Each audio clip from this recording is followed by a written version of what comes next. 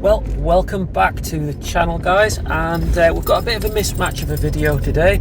So I'm out in my daughter's Vauxhall Corsa. Now, it's not running as smoothly as I thought. There's a few times that I've been out in it and I've thought it still sounds like it's got a little bit of a misfire or something. Now, if you remember, we've changed the coil pack on it. Really easy to do on the Vauxhall Corsa. And we've done a few bits and pieces to it, but it's running a little bit lumpy bumpy. So let's take a look and see if we can figure out what's going on. We've also got a little bit of work to do to the rear brakes as well, because the rear drum brakes aren't holding so good. So let's find out what we can do.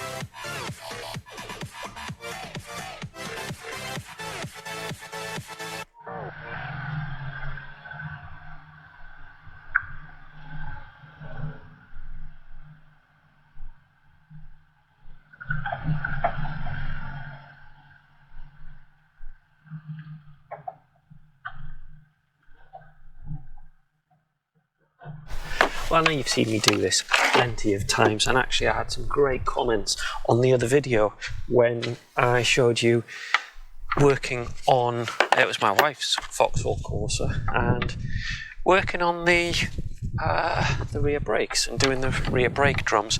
Had some great comments on that one, so do thank you for that. And I thought I'd just give you a bit of an update of where everything is generally, because there's a few things that have been happening on the channel, there's a few things that haven't been happening. And one of the things that hasn't happened so far is the challenge that I think I mentioned in one of my previous videos, which was where it's for the 5,000 subscribers. And the idea was I was going to buy a cheap car. Now, this is being filmed in 2022, and the used car market, as you know, when I bought this car for my daughter Breeze, it went a bit crazy. Cars have gone up an awful lot in value, so doing a cheap car challenge for £500 is proving almost impossible.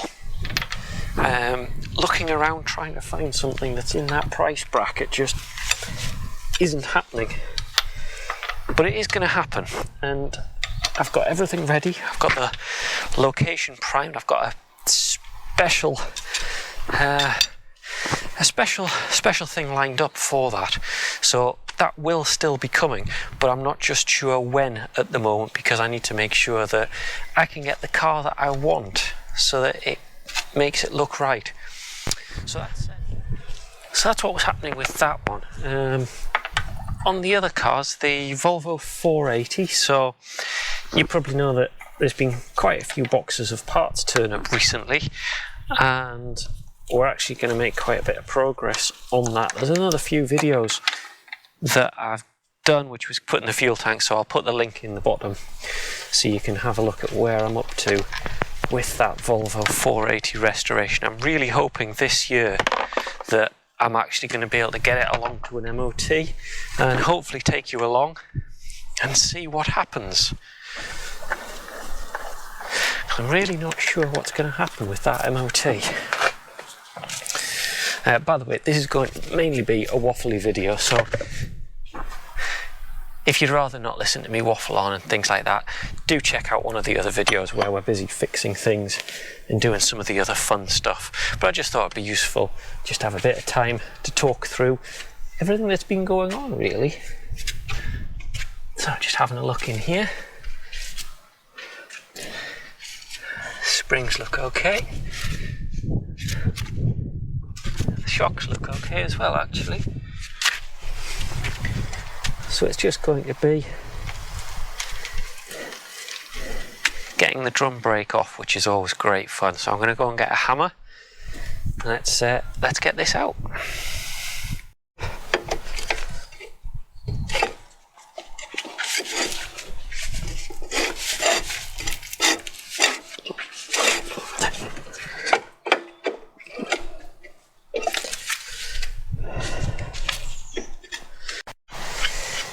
Well, I didn't expect them to be in great condition, but to be honest, very terrible condition.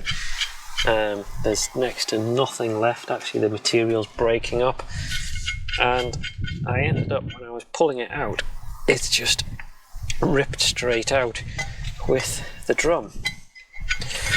So definitely well overdue a replacement, but I'm so pleased that Vauxhall put these in so you can put the bolts in and use those to pry against it. Really good idea. I wish more cars did that. Oh yeah, that clip smashed to pieces as well. That's not too bad a job. Taken me a couple of hours with a few stops and things like that. That's both of them done. I've also adjusted the handbrake on the little handbrake adjuster as well, just to get them both set around about right, and I'm quite happy with that. Those should keep the brakes going. Now, back to the slight misfire that I got when I started it up. I think it might be the coil pack, because the coil pack I got wasn't a genuine one, it was a clone, and I'm wondering if that's causing a little bit of a rough start. It's just when it's been sat for a few days. I think that's all that'll be, because remember, it did have new spark plugs and things, so I think that's one that's just to keep an eye on and not one to panic too much about, really. So I think that's not bad going. Now, another little job that I'm going to give it a go is there's a big scratch along the side, and I've got a little touch-up pen, so we'll give that a go, see how I get on. Now, I've not had the best track record when it comes to car bodywork. If you remember the Chrysler Grand Voyager, I did a few touch-up pens. I think that was with a kit that was sent to me. Now this one, all I've done is I've got a pot of silver paint that matches the car colour, and I've also got some clear lacquer as well to spray over afterwards to protect it. Let's give it a go. To be honest, it can't be much worse. There's a few dodgy spots on this already. I mean, if I take you around this bit and show you, that's a bit of a strange one. That's like the paint and the clear lacquer's peeled off.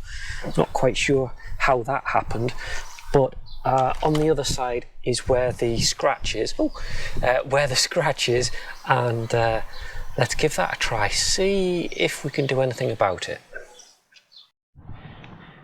I'm not sure how well the camera's going to pick up on the scratch. I'm not sure if you can see it running along. It actually runs along most of the car. It does look like it's just been keyed. I think that's what it is. I'm not sure how this is going to go, to be honest. What I've done is I've got two different things. I've got one which is this, which is a little touch-up paint. It's colour code 157, Vauxhall 157. So I've got a spray, and I've also got a little touch-up pen. Now I think the touch-up pen, the little brush, is probably going to be best for this. And then there's a little bit where I've put underseal on the car, undercoat, sorry, where I've done a rust conversion, and I think that's where I'm going to tackle the spray. But let's give this stuff a go. Oh, give it a clean first. So I've got a microfiber cloth here. Just give it a little bit of a clean. Now, as usual, this most definitely isn't the proper way of doing this. I thought I'm not going to leave it at that. What I'm going to do is I'm going to go for the full fix method. So what I'm going to do is going to clean it up a little bit.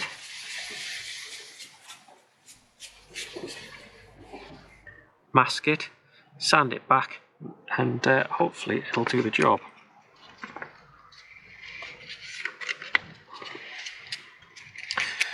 So I'm going to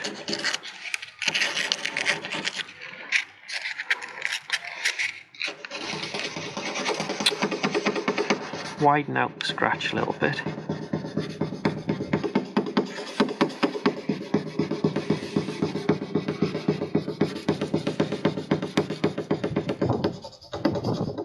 It's quite a deep scratch, this. Very fine, so I'm trying to smooth it out first so that when I put the paint on it, it's got a chance of blending.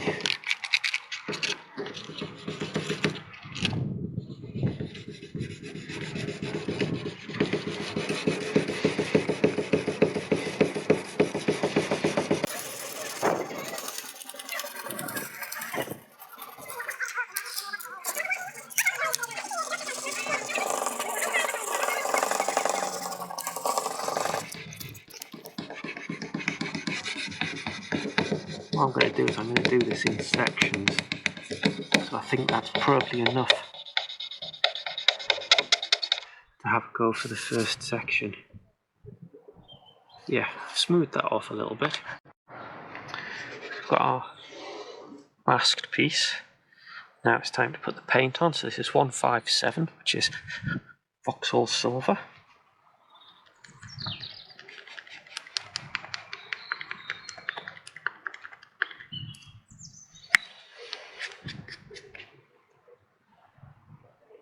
Get rid of the big bits off the brush.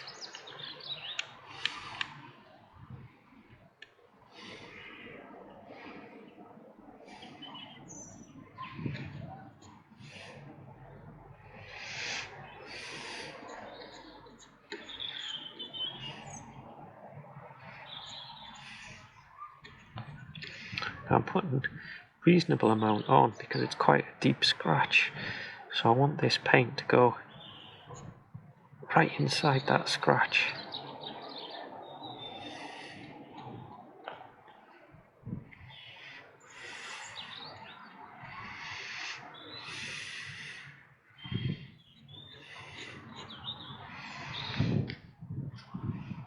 And the idea is, afterwards, we're going to use sandpaper to smooth the edges and even it back off again. So let's let that dry and see how that goes. Well, there we go. Bit of a random video on the Vauxhall Corsa. Now, you saw I was starting to do a bit of work on the paintwork. Let me go and show you where I got to. I really hate doing paintwork, as you probably know. The Volvo paintwork was hard work, and actually I'm really quite pleased at how that's turned out. However, I'm not happy on how it's turned out with the Corsa. So just to go over what I've done, because I've spent 3 or 4 nights of a couple of hours each doing this, putting some of the touch-up pen back on, gently sanding it, letting that dry, sanding it back off. It's quite windy today, I'm afraid, so hopefully it's not going to be too noisy. Sanding it back off so it's smooth, then using a spray overcoat just to try to finish it off a little bit. And then basically repeating that process over and over again. And like I say, from a distance, it's not as bad as it was, but as you go close up, I think it's really noticeable. I'll show you what I've done, and then you can make your own mind up.